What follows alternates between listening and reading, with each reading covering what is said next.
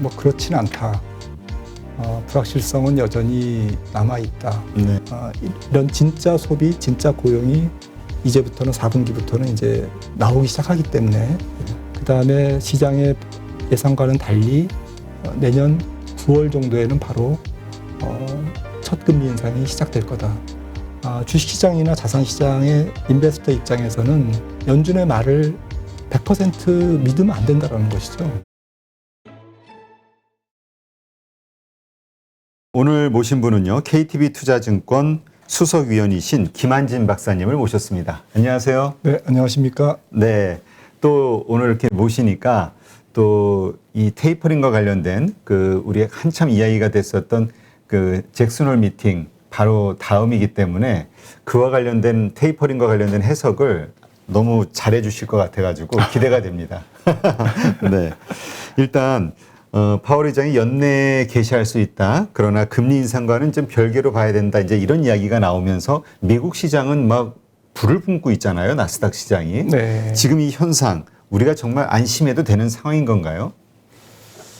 결론부터는 말씀드리면 뭐 그렇진 않다. 불확실성은 여전히 남아있다. 네. 라고 생각을 하고 있고요. 너무 지나친 기우인지는 모르겠습니다만은 지난주 파월 의장의 발언은 핵심은 연준이 금리 인상의 시점에 대한 옵션을 갖고 있는데 훨씬 더 물가가 많이 오르거나 훨씬 더 고용이 개선돼야 금리 인상을 개시할 수 있다라고 이제 시장을 감싸는 달래는 발언을 하는 바람에 일단 시장이 환호를 했는데요. 네. 금리 인상 시점을 언제로 할 것인가는 사실은 데이터를 계속 모니터링 하겠다라고 네. 이제 얘기했고요. 데이터 중에서 특히 그 심포지움의 온라인 연설에서 강조한 부분은 고용보다는 물가였습니다. 네. 그래서 물가에 대한 언급이 한 5번, 고용에 대한 언급보다는 많았는데요. 그 의미는 고용 시장은 어찌 보면 금리 인상에 대한 조건이 많이 충족되어 가고 있다라고 이제 저희들은 해석했고요. 네. 가령 뭐 지금 고용이 이번 주말에 또 8월 고용이 나오죠. 네, 그렇죠. 네, 근데 5.4%의 실업률에 지금 지난달에 94만 6천 명 일자리 수 신규 개선 증가가 있었습니다. 네. 제가 계산한 바로는 한 20만 건만 앞으로 수개월 진행되면 내년 말 정도면 완전 고용에 도달합니다. 그러니까 20만 건이라는 것은 지금의 지금 나와봐야겠습니다만 8월 추정치가 한 60만 개 일자리 창출을 지금 보고 있는데 네. 한 3분의 1로 낮아진 상태에서 한 1년 이상 지속되면 내년 말 정도에는 연준이 목표하는 완전 고용에 거의 근접한다. 그러니까 고용은 조금 좀 순항할 것 같다라고 이제 지금 시장의 컨센이 형성돼 있고요. 네. 문제는 이제 물가죠. 그렇죠. 물가 부분이 이제 지속적으로 주장해 온 것은 파월 의장이 또 FOMC 의원들도 일시적이다. 그렇죠. 지금의 물가가 일시적이다. 근데 지금 8월 물가가 나옵니다. 다음 주면은 이제 8월 물가가 발표되는데 네. 생산자 물가부터 지금 벌써 8월이거든요.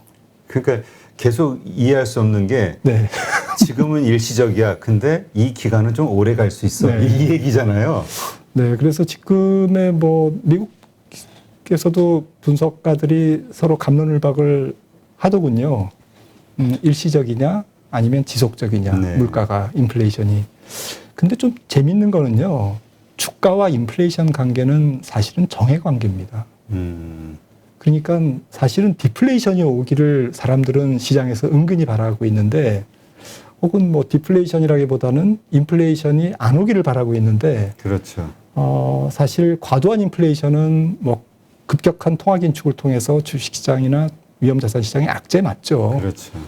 그런데 사실은 물가가 꾸준히 올라가야 되거든요. 건강하게.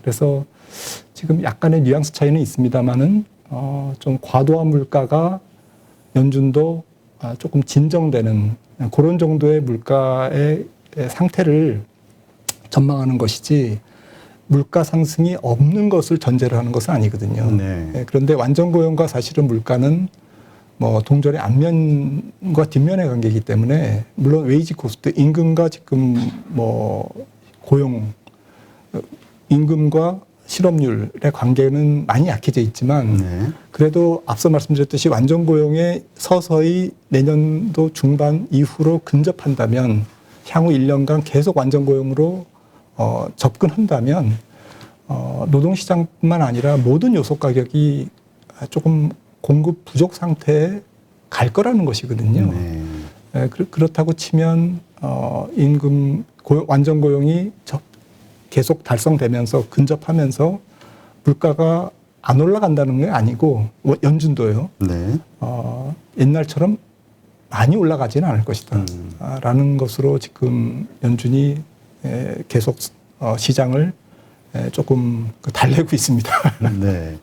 근데 사실 얼마 전까지만 해도 그 인플레이션 뭐 우려 이것 때문에 이제 저 금리 상승이 되면서 그 10년물 국채 금리의 인상 그 가격이 올라가서 뭐 1.7 막 돌파되면서 우리가 되게 걱정하고 네. 주가에 부정적이었지만 뭐 최근까지만 해도 이게 오히려 뭐 1.3대를 깨고 내려가기도 하고 막 이러면서 오히려 또 내려가니까 또 시장에서는 불안해했잖아요. 네. 이거 경기가 정말 좋아지는 걸까? 막 이런 네. 걱정하면서 네.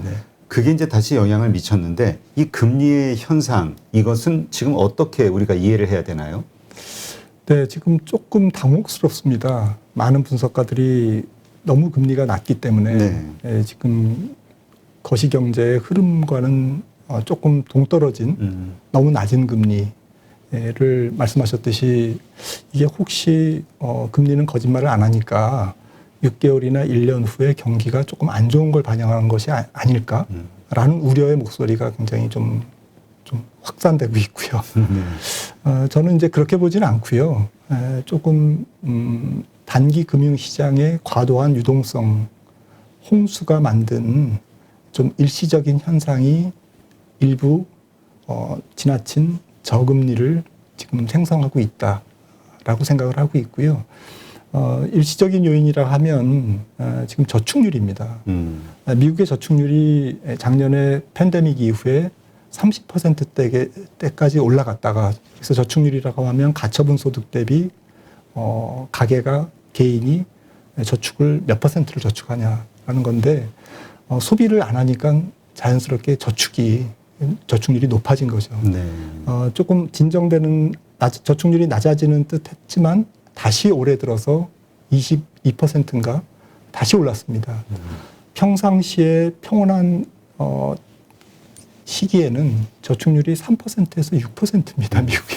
그러니까 저축률이 너무 높기 때문에 시장에 정확히 말씀드리면 커머셜 뱅크, 시중은행에 돈이 쌓여 있습니다.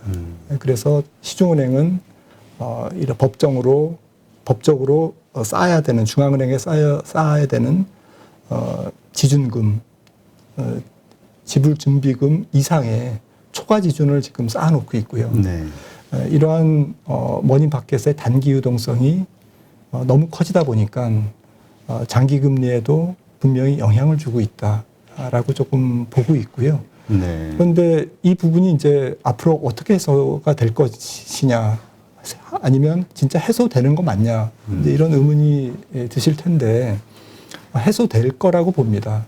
왜냐하면 저축률을 높였던 이유는 가계가 팬데믹 상황에서 소비를 안 하고 또 실업수당 추가 지원금을 받은 게 있는데 그걸로 빚을 갚고 저축을 하고 이러면서 저축률이 좀 이례적으로 높아져 있다라는 것이죠.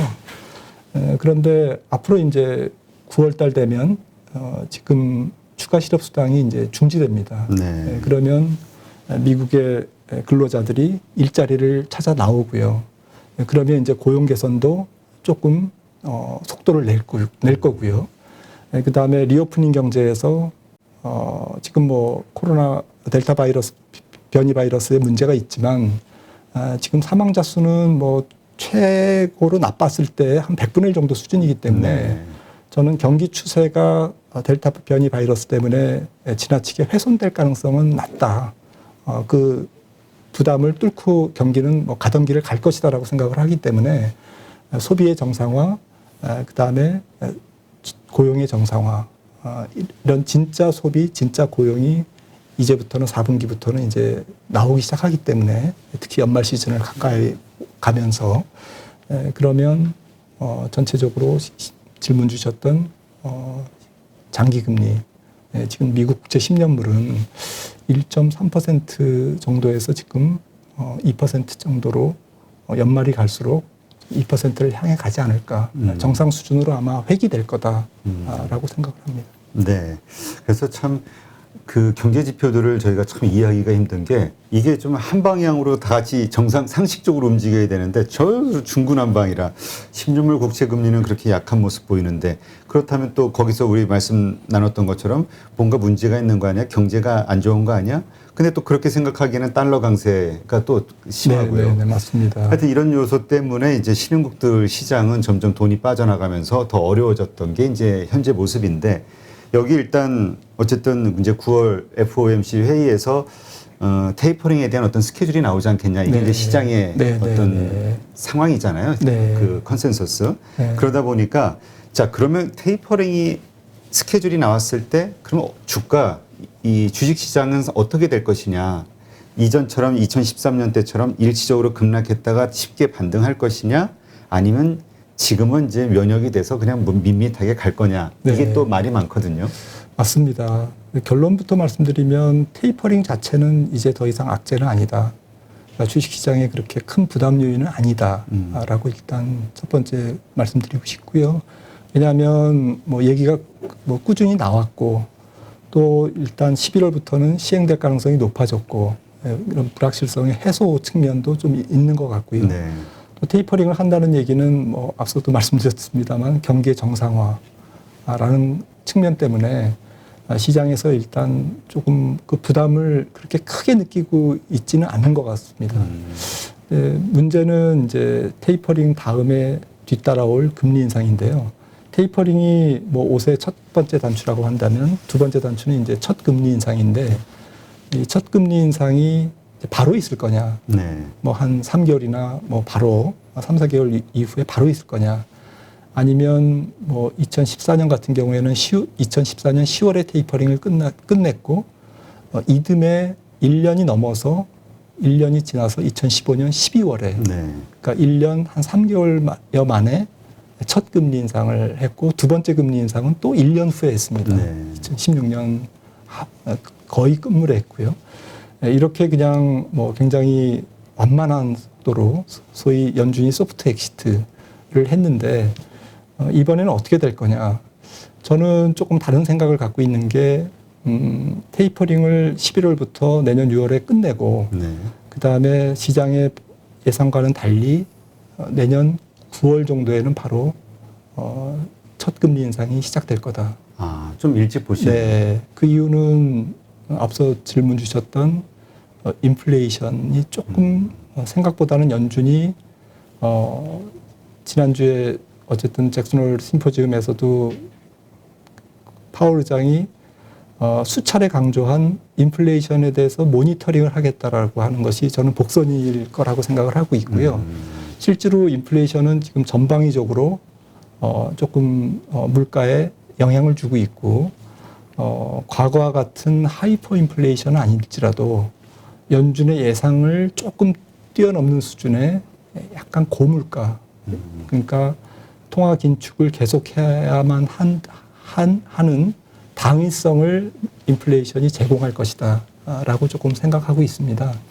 또 한 가지 이유는 바로 인플레이션 금리 인상을 테이퍼링 종료와 함께 큰 텀을 두지 않고 한다라는 이유는 할 것이라고 보는 이유는 즉각 본격적인 양적 긴축이라고 하면 연준의 대차 대조표를 적극적으로 줄이는 일입니다. 만기 도래하는 국채를 매입해주지 않음으로써 시중의 유동성을 적극적으로 줄이는 양적 완화의 반대 개념. 양적 긴축을 2016년 이후에는 2017년부터 19년까지 진행을 했거든요. 금리 인상과 같이.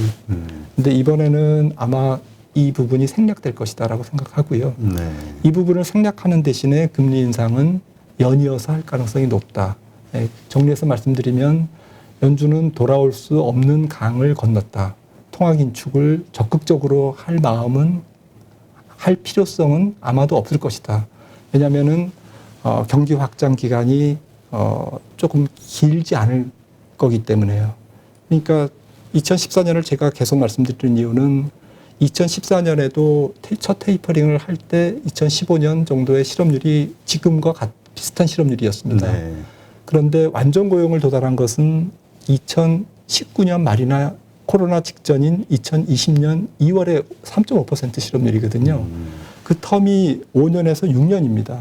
근데 지금 5.4% 실업률인데 내년 말에 3.5%, 3.8% 이렇게 간다라는 거죠. 제가 추정해 본 바로는. 만약에 이게 맞다면 수년 정도에는 금리 인상의 당위성을 오히려 상실합니다. 크게 금리 인상을 계속 지속해야 될 필요성은 약해지는 거죠. 할 수는 있어도. 그렇다고 보면 2016년에서 19년까지 진행된 적극적인 대차대조표 축소, 적극적인 시중 유동성 환수까지는 안 갈 가능성이 있고 경기 사이클로 봤을 때. 네. 하지만 완전 고용에 도달한다는 얘기는 내년까지 인플레이션 압력이 조금 더 높아질 가능성이 있다라는 것을 시사하는 거기 때문에 적어도 두세 차례 금리 인상은 해놓고 경기 하강을 맞이해야 연준도 통화정책의 운용에 여유가 생길 수 있다라고 저는 좀 생각하고 있거든요. 네. 그러니까 지금 시장에서는 테이퍼링 한 11월이 됐든 이렇게 나오고 한 1년 정도의 시간은 우리가 벌을 수 네. 있을 거야. 그러니까 이게 이제 안심하고 있는 요소인데 네. 그럼 그거보다는 상당히 빨라질 것이다. 네. 그러니까 4월의 의미를 말의 의미를 좀 이렇게 다르게 해석을 하신 거군요. 여유 있게 보는 사람들도 있는데 네, 네. 좀 그러지 않은 쪽으로. 네. 네. 그러면 근데 이제 또 한편에서는 이런 얘기도 있거든요. 연준의 역할은 뭐 이미 끝났고 앞으로는 이제 재무부 MMT 네. 그 메인 스트리트에다가 계속 돈을 뿌려대는 재무부의 역할이 커질 것이기 때문에 지금 1조 달러 외에도 인프라 사업 3조 5천억 달러의 또 예산 집행이 기다리고 네. 있잖아요. 네, 네, 네. 이런 것들이 다시 양적 완화의 역할을 할 것이기 때문에 유동성은 다시 풍부해질 것이다. 네. 그렇기 때문에 연준의 이러한 것은 별 의미가 없다. 이렇게 보는 분도 있던데요. 네, 장기적으로는 맞는 말씀 같습니다. 결국 MMT라는 용어를 쓰든 안 쓰든 정의에 어쨌든 정부가 국채 발행을 많이 해서 재정 정책을 펼치고 그 환경을 중앙은행이 연준이 좀 도와주는 금리가 많이 못 오르도록 도와주고 채권을 사주고 또 통화 정책을 항상 완화적으로 금융 완화적으로 이렇게 펼쳐나가는 그러니까 재정과 통화 정책이 어떻게 보면 한 몸이 되는 이런 것은 사실은 시작됐다고 봐야 되겠습니다. 특히 코로나로 인해서 훨씬 더 가까워졌다. 연준과 재무부는 제니 넬런이 재무부 장관이 됐듯이 전 연준 의장이 그런 시사성이 있는 것 같고요. 네. 그래서 대표님 말씀하신 거는 이제 지금 그렇게 진행되고는 있을 것 같은데 원론적으로는 그런데 조금 좀 나눠서 보면 국면을 일단 경기는 자체 사이클도 있고요. 그리고 정책을 펼치는 데 대한 당위성도 좀 있는 거고요.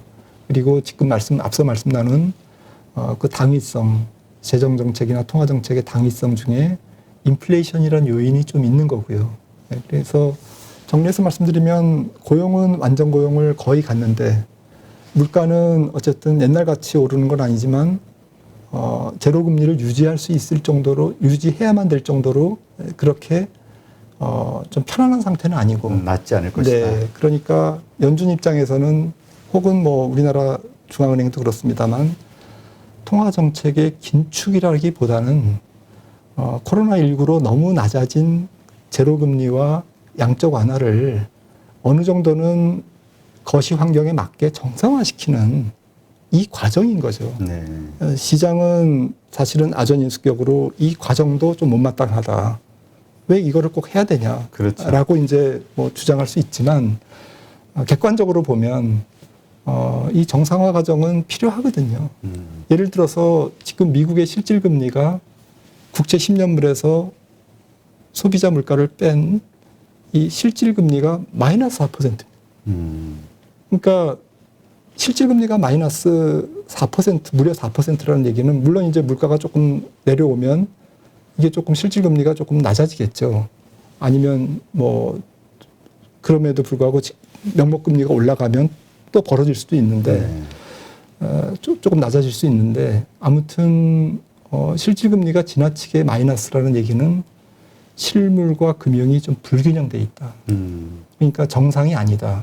이런 상태에서는 자산 시장이 왜곡되고 겁을 일으킬 수밖에 없다. 그리고 통화 정책의 어떤 뭐 상황이 바뀌었을 때 대응할 수 있는 여력이 좀 축소되고 그리고 지나치게 완화적인 통화 정책으로 인해서 여러 가지 부작용이 발생할 수 있거든요. 네.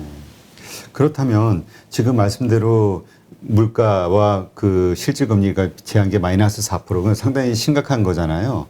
그렇다고 하면은 우리가 금리 인상을 하더라도 우리 이번에 한은에서 0.25 한번 올렸으면 해봐야 네. 0.75. 네. 시장은 별 영향이 없잖아요. 맞습니다. 처음에는 뭐 마찬가지로 여기도 뭐 부동산 가격이라든지 뭐 여러 가지 물가 뭐 이런저런 요소 감안해서 시장의 기대하고는 다르게 딱 인상 조치를 취한 것처럼 연준도 물가라는 측면에서 그렇게 할 수밖에 없다라고 네. 본다면 네. 근데 이렇게 폭이 넓은데 뭐 조금 올려가지고 뭐 시장에 별 반응이 있을까라는 네. 기대감. 네. 근데 예상외로 폭이 크거나 아니면 자주 여러 번 하거나 했을 땐 진짜 시장은 치명적이잖아요. 어떻게 보세요? 맞습니다. 그러니까 금리 인상의 시기가 단축되든지 말씀하셨듯이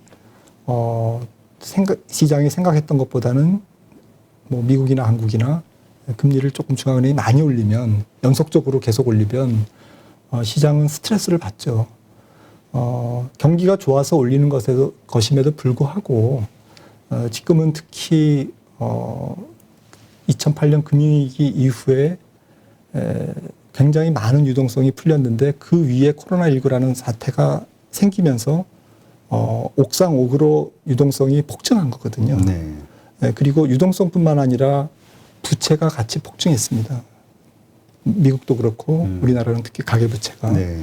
그래서 어쨌든 이 레버리지가 많이 증가했다는 얘기는 금리에 조금 취약하다.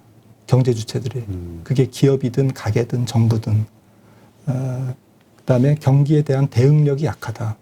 또 자산 시장이 조정을 보였을 때 뭔가 그림자 금융이라든지 우리가 지금은 명확하게 알 수 없으나 허점이 드러났다. 뭐 제2금융권의 부실화라든지 내지는 뭐 장외 파생 상품의 뭐 어려움이라든지 극단적인 이런 금융시장의 충격은 아닐지라도 시장을 골병들게 할 수 있는 요인들은 이 과도하게 쌓인 유동성과 과도하게 쌓인 부채로 인해서 금리 충격을 예전보다는 훨씬 더 크게 많이 받을 수밖에 없지 않느냐라는 것이 이제 상식적인 예측이죠. 네. 그래서 고작 뭐 0.25% 올리는 게 무슨 대수냐라고 하지만 말씀하셨듯이 뭐 한 2번, 3번, 뭐 4번 이렇게 올리면 시장 금리는 정책 금리가 멈추지만 더 계속 올라간다라는 그런 예측을 토대로 시장 금리는 계속 앞서 올라가거든요. 네. 그러면 뭐 우리나라만 해도 뭐 시장 금리에 연동돼 있는 코픽스 금리, 대출 금리 올라갈 거고요. 그렇게 되면 자산 시장은 충격을 받을 수밖에 없죠. 그러니까 우리가 일각에서 가지고 있는 생각, 연준이 그런 어떤 시장에 충격을 주는 일을 하지 않을 거야라는 게 이제 하나의 믿음인데 연준 입장에서 볼 때는 주식시장보다도 전체 경제를 놓고 봤을 때 그런 부담이 있더라도 할 가능성이 개연성이 있다 이렇게 보시는 건가요? 조금 뭐 그렇게 볼 수도 있지만 저는 연준이 굉장히 기술이 늘었다. 시장과 소통하는 기술, 또 자산 시장을 어루만지는 기술, 이런 기술이 늘었고요. 일단 금융위기를 거치면서 사상 유례 없는 금융위기를 거치면서 연준의 스킬이 늘었다라고 표현할 수도 있고요. 또 한 가지 측면은 저는 연준이 말을 참 바꾸는데 선수다.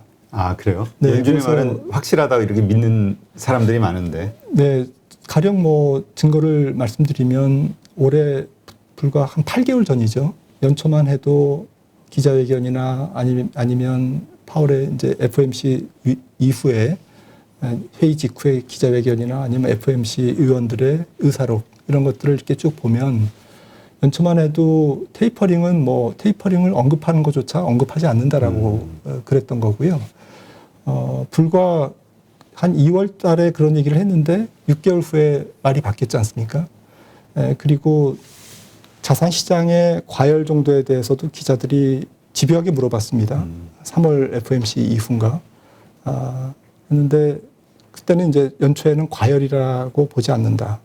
그리고 과열이라고 판단될 경우에 그것 때문에 금리를 올리겠냐라는 부분에 대해서 파월 의장은 연준은 이제까지도 역사적으로 그렇게 행동하지 않았고 그럴 생각은 없다라고 얘기했는데 6월 FOMC 끝나고 기자회견 때는 자산 시장에 거품이 약간 끼어 있다라고 얘기했고 그런 거품 때문에 통화 정책을 금리 인상을 하지 않는다고 얘기하지는 않겠다. 불과 한 4개월, 3, 4개월 만에 바꿨습니다. 네. 그러니까 어떻게 보면 데이터에 충실한 유연성을 연준이 갖고 있어서 다행이지만 주식시장이나 자산시장의 인베스터 입장에서는 연준의 말을 100% 믿으면 안 된다는 것이죠. 연준은 데이터에 의존해서 바꾸는 게 당연하고 고집스럽게 뭐 연초에 얘기한 거를 데이터가 어떻게 나오든 간에 관계없이 연말까지 계속 끌고 가는 것은 더 문제이지 않습니까? 그렇죠. 네, 그러니까 연준의 그런 생리를 조금 이해한다면 지금 객관적인 지표를 조금 봐야 될 것 같아요. 근데 지금 뭐 첫 번째 차트에서도 제가 과거의 경기 좀 그 사이클마다 물가가 어떻게 움직였는지를 조금 그려놓은 건데요. 네. 보시는 것처럼 지금 이 정도에 위치하고 있습니다. 이제 과거의 2003년이나 2019년의 이제 경기 사이클에 비해서 지금의 네. 물가는 이 정도로 와 있고요. 그러니까 굉장히 가파르게 지금 올라가고 있거든요. 올라왔네요, 많이. 네, 그래서 기저효과로 인해서 이게 이렇게 가지는 않을 겁니다. 이제 누구로 들 텐데, 수그러 들 텐데, 이런 궤적으로 수그러들든지 아니면 조금 빠르게 이제 조금 예전의 추세에 수렴할지 모르겠습니다. 아무튼 현재 팩트는 굉장히 가파르게 올라가고 있다는 것이고요. 네. 연준도 이 차트를 당연히 보죠.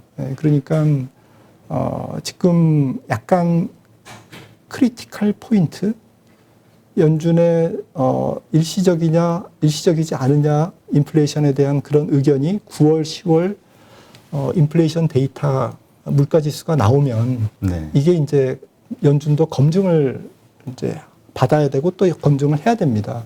거기서 이제 통화 정책의 속도, 첫 금리 인상의 속도라든지 테이퍼링의 기간 이런 그 전체적인 통화 긴축의 스케줄이 나올 수밖에 없는 것이죠. 그래서 9월, 10월의 인플레이션 데이터, 물가지수 데이터를 조금 주목해 봐야 될 것 같습니다. 그러면 지금 우리가 그 주식시장의 지표가 상승하는 것으로 예상하는 이제 리스크는 해소가 됐어. 조금 안심하고 투자할 수 있는 기간이야. 이거는 좀 오히려 위험한 생각일 수 있다. 네. 그러면 앞으로 우리가 계속 이렇게 좀 깨어서 그 민감하게 보고 있다가 여차하면 이제 탈출할 준비를 하려면 무엇에 가장 집중해야 되는 건가요? 저는 확인을 해야 되는 건가요? 저는 다시 원론적으로 기업 실적과 경기라고 봅니다. 그러니까 금리가 오르든 말든 뭐 연준이 테이퍼링을 하든 말든 경기와 기업 실적이 굉장히 강하다면 그거를 이겨나가는 게 맞거든요. 네. 이겨나갈 것으로 보이거든요. 그런데 지금 뭐 우리나라 기업이익도 코스피 영업이익이 올해 뭐 250조인가 이렇게 보는데 연초만 해도 작년 대비 코스피 영업이익이 한 20% 증가할 것으로 봤습니다. 네. 그런데 7, 8월의 데이터를 보니까 연초 20% 증가율에서 한 13% 증가율로 이렇게 낮아졌습니다. 그러니까 뭐 260조, 70조 보다가 250조 정도로 낮아진 거죠. 그래서 반도체를 제외하면 한 7% 증가밖에 안 되고요. 지금 시장 컨센서스가. 이 정도의 증가율로는 미미한 증가로는 주식시장이 3,300포인트를 뚫고 위로 슈팅하기가 조금 쉽지 않다라는 거죠. 네. 왜냐하면은 미래 이익을 땡겨서 PR이 올라와 있지 않습니까? 그렇죠. 그러니까 땡길 이익이 미래 이익이 조금 더 나와줘야 되거든요. 그래야 조금 더 적극적으로 땡겨서 앞당겨서 주가는 선행하니까요. 미래 이익을 조금 더 공격적으로 주가가 전고점을 돌파할 텐데 이 부분에서 조금 아직은 경기 기업 실적에 대한 검증이 미국 시장도 그렇고 한국 시장도 그렇고 글로벌 증시 전체가 조금 교착 국면, 조금 테스트 국면에 있다라고 생각을 하고 있고요. 네. 또 한 가지는 아까 살짝 질문을 주셨는데 결국 테이퍼링을 하고 통화 긴축을 하면 조금 뭐 그 영향이 신흥국 시장에는 불리해지는 게 일반적이라는 거죠. 네. 그런 측면에서 지금 외국인들이 작년 뭐 25조 정도의 순매도를 상반기에만 거의 순매도가 거의 채워지지 않았습니까? 네. 이제 이런 부분들이 통화 긴축과 테이퍼링과 무관하지 않다라는 것이죠. 이런 부분들을 우리가 외국인들에게 조금 더 어떻게 어필할 거냐. 반도체 경기라든지 우리나라 좋은 기업의 실적을 토대로 해서 이걸 외국인들에게 어필을 해줘야 되거든요. 네. 그런데 반도체 경기가 때마침 조금 불투명하고 이런 부분들이 지금 주식시장이 해결해야 될 과제인 것 같습니다. 네. 그러면 지금 마침 반도체 말씀을 하셨으니까 네. 지금 반도체에 대해서 정말 양쪽 전혀 상반된 의견이 지금 뭐 그 관련된 기관들로부터 나왔잖아요. 그래서 일시적으로 어쨌든 뭐 지금 급락한 상황이고요. 외국인은 이거에 대해서 뭐 근데 그거에 대해서 우리가 좀 이거 좀 믿기 좀 신빙성이 없어라고 하기에는 또 미국의 마이크론 주가까지도 같이 빠지니까 네. 필라델피아 반도체 지수도 그러니까 이거 진짜 이거 안 좋아지는 거 아니야? 피크 아웃을 찍은 거 아니야? 이런 걱정이 생기거든요. 네. 이 부분은 어떻게 보세요? 글쎄요, 저희 그 반도체 담당자 애널리스트 의견으로는 반도체 사이클이 예전처럼 이렇게 업다운이 굉장히 심해지지 않고 있는 추세고요. 네. 또 주기도 좀 짧아지고 있다라고 이렇게 말씀을 하더라고요. 네. 그래서 뭐 그런 말이 맞다면 반도체 경기에 대해서도 조금 지나친 우려의 시선이 있는 거 아닌가. 다만 뭐 어쨌든 사이클이 지금은 짧든 뭐 길든 조금 반도체 경기에 대해서 좀 풀어야 될 그러한 어떤 부분이 있기 때문에 공급 이슈가 있기 때문에요. 그래서 연말 이제 수요가 늘고 내년도 전체적인 반도체 시황에 대한 관련 기관들의 데이터나 아니면 전망치가 나오는 그런 시기가 아마 10월, 11월 정도. 그러니까 지금보다는 조금 더 조금 증거, 약간 에비던스가 나오는 시기에 반도체가 어쨌든 방향을 잡을 것 같습니다. 네. 그런 측면에서 보면 일단 시총 비중이 높으니까요, 반도체가. 코스피의 향방도 한 10월에서 11월 정도에 조금 반도체 시황의 전망과 더불어서 아마 좀 방향을 잡지 않을까. 결국 3분기 실적이 어떻게 나오느냐 이거에 맞습니다. 따라서 달라질 수 있겠네요. 그리고 내년 상반기에 대한 비전, 이런 부분들이 조금 뒷받침돼야 될 것 같습니다. 네, 알겠습니다.